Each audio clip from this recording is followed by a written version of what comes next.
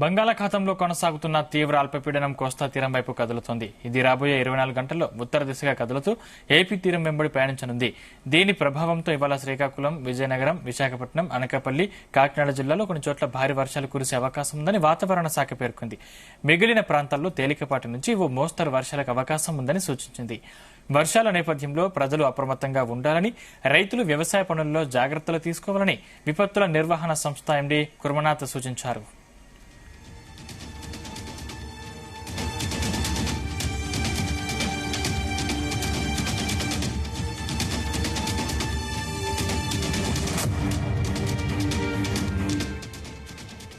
తీవ్ర అల్పపీడనం ప్రభావంతో తీరం వెంబడి గరిష్టంగా గంటకు 60 కిలోమీటర్ల వేగంతో ఈదురుగాలులు వీస్తాయని విశాఖ వాతావరణ కేంద్ర అధికారి కేవీఎస్ శ్రీనివాసరావు పేర్కొన్నారు. కళింగపట్నం, విశాఖపట్నం, గంగవరం, కాకినాడ, మచిలీపట్నం పోర్టులకు 3వ నంబరు ప్రమాద హెచ్చరికలు జారీ చేశామన్నారు.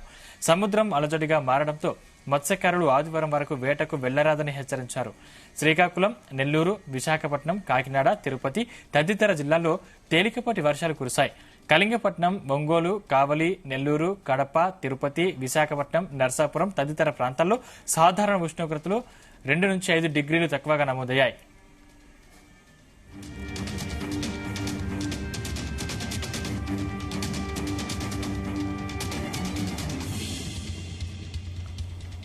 ఈ సీజన్లో రాష్ట్రంలో 289 మిల్లీమీటర్ల వర్షపాతం నమోదైంది. కోస్తాంధ్రలో సాధారణం కంటే తక్కువగా 331.2 మిల్లీమీటర్ల నమోదైంది.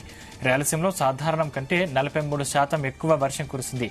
ఈ నెలాఖరు వరకు దక్షిణ భారతంలో సాధారణం కంటే ఎక్కువగా నమోదయ్యే అవకాశం ఉందని ఐఎండీ పేర్కొంది. జనవరి వరకు కనిష్ట ఉష్ణోగ్రతలు సాధారణం కంటే 1 నుంచి 2 డిగ్రీలు ఎక్కువగా నమోదయ్యే అవకాశం ఉంది.